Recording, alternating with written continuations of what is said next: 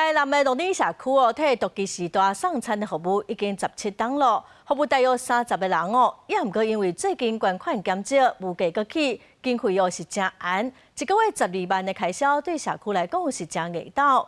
社区强调讲，因会想办法，让这项服务会当尽量搁继续做落去。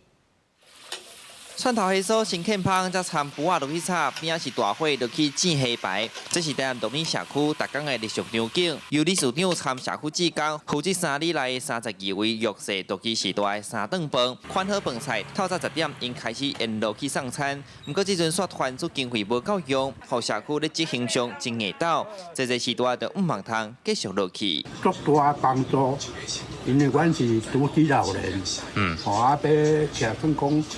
要煮就对啦吼，要下足无方便。拢逐工拢有个吃算的便当吼，菜食工作个。农林社区民国97年咧做田野调查，意外发现，才有侪独居弱势时代，因家己大3顿拢流过去流，营养不足，就为社区发心总经费，一路做到单17档。虽望这阵政府有寡经费，毋过也是无够支出。理事长讲，国不其中，只好甲共餐减一工，到时若无法度菜色嘛影响到。加在这阵歇热有寡学生来实习斗3工。看到蛮多老人家自己一个人在家里生活，然后偶尔可能会有看护帮忙，所以如果一个人生活比较难做菜的话，这个服务是非常好的。当然撑不下，可能就只有结束，或是本来是比较丰盛的餐点，会变成炒米煮糜，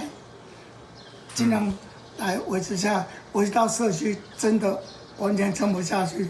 过去农林社区除了靠各界的爱心捐款，伊嘛靠社区卖杀的稀疏、办导览来趁寡经费。社区指出，近来捐款减少，加上物价逐项起，送餐费用嘛提悬，逐个月加起来上少爱开12万。因讲这项服务会继续坚持到无法度做为止。